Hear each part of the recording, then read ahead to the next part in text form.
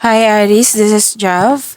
Welcome po sa ating channel at ito ay inyong Daily Gabay Tarot Reading. Kung naka-resonate kayo, comment down. Kung hindi kayo naka-resonate, ibigay niyo po sa iba kasi general reading po ito.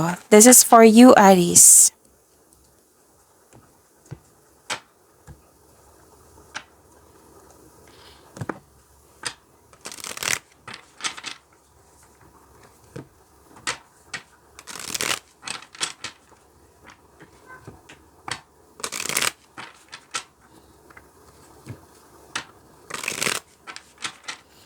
Para po ito sa inyo Aries.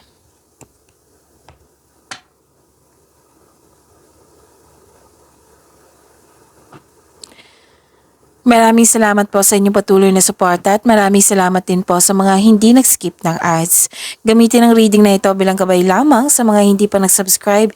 Subscribe na po kayo at click bell notification para malaman nyo na may bago tayong video. Para sa mga gusto magpa-reading, comment po kayo ng personal reading. Again, comment kayo ng personal reading and check my reply sa comment section.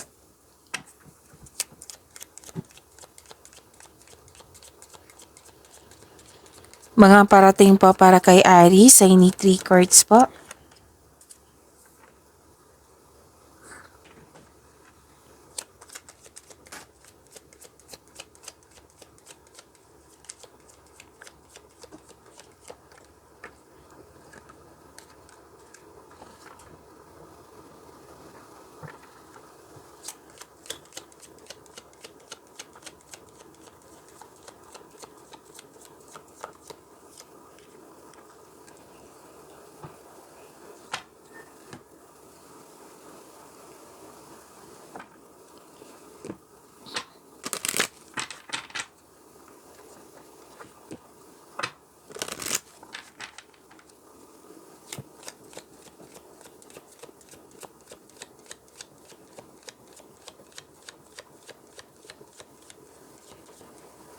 Spirits, guide angels, archangels, guardian angels, message po para kay Aries.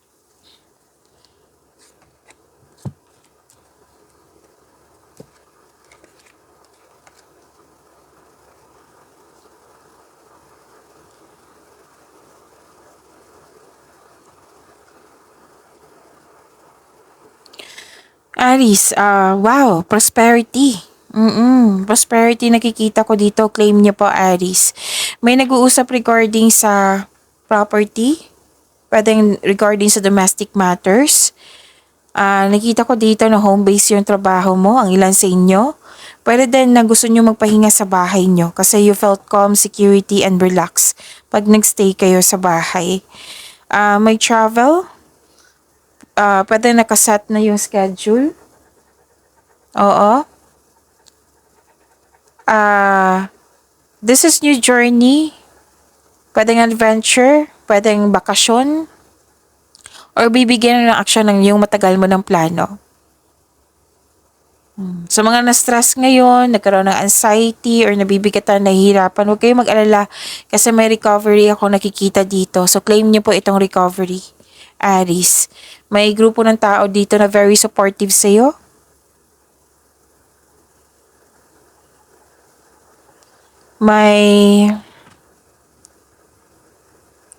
Okay. Personal development, spiritual growth. Ang ilan sa inyo nag-take time sa nature, nag-grounding, nag-meditate. Kung may narinig kayong ingay, may nag-color sa, may bata dito nag-color sa kanyang coloring page. So, pasensya na po sa ingay kung may narinig kayo. Embrace healing. So this is the clarification of your card here na recovery. 1414, embrace healing. Healing is taking place in your life. Allow it to bring positive transformation. 999, self-love. The foundation of all love is self-love. The angels urge you to practice self-care and self-compassion as this will lead to more fulfilling and harmonious relationships.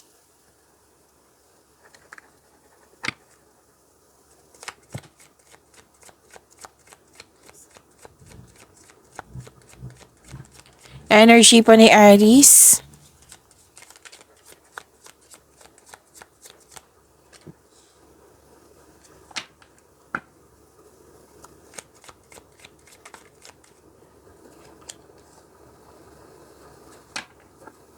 Kung may narinig kayo or may nakita kayong repeating message, meaning to say, pinupush ng cards niyan.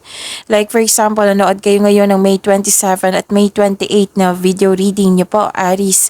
At may napansin kayo na repeating message. Yan po yung pinupush ng cards niyo na kailangan niyo bigyan ng atensyon, solusyon at aksyon kung maaari po. So ano yung energy ni Aries, which is ang ganda. You're receiving love. This is marami kayong ginagawa, creativity, growth and expansion. Marami nang napadaanan na hirap sa buhay bago naging successful. Fertility din to ha. Oo. May happiness ako nakikita dito, pleasure, development, and success. So this is also means abundance and success. Oo. May fertility din. Pwedeng, kung gusto nyong kung ayaw niyong mabuntis, then use protection. Pwede may buntis po. May, buntis pagbubunga kasi to eh. Or, pwede din na bagay ito. Oo. Abundance is success. Claim niyo po, be happy with the results of your action. Malaking pera dun to ha, Aries. Makaka-receive kayo ng malaking pera or unexpected job opportunity. So, kailangan ng habaan ng pasensya din. And, andito rin yung self-love, which is lumabas dito, yung self-love. Remember to practice self-love.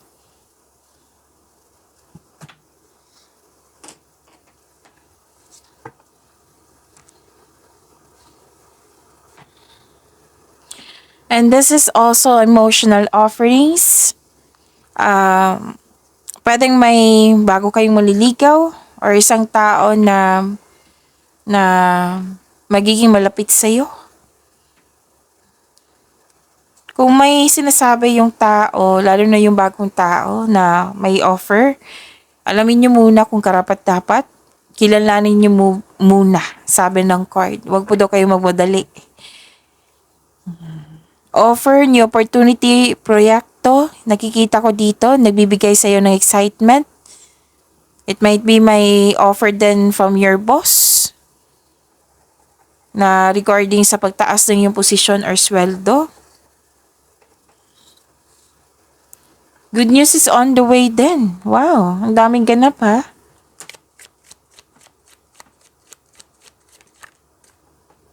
This is about your career and money.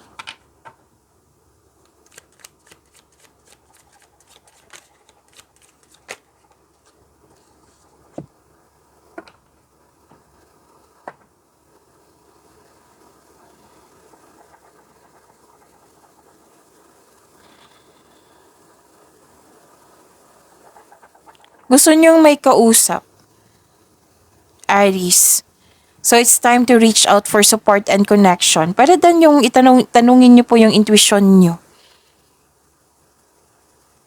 Kasi nahihirapan ka din magtiwala sa ibang tao dito. Kung pwede, journal, mas safe. Or isuko mo yung worries mo kay God at hingi ka ng divine assistance.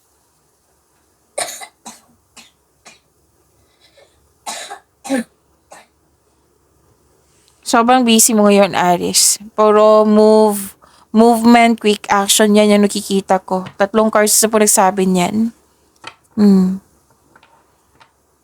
Isa o maraming alok idea ang darating sa'yo. Sobrang busy mo. Prepare yourself. May parating na exciting new opportunities. 3 card na mismo nagsabi niyan. Financial stability, nagkaroon ng abundance sa kaperahan mo ngayon. Ang ganda. Message po para kay Aries sa kanyang career and money. Looking, have an eye for beauty and uncover hidden charms. Seek and you will find.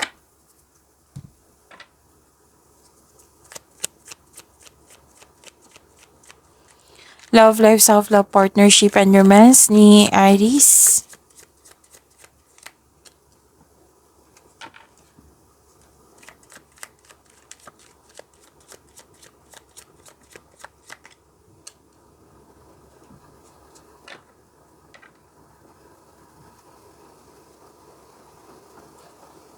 Nakita ko dito na nagkaroon po ng disappointment or feeling empty.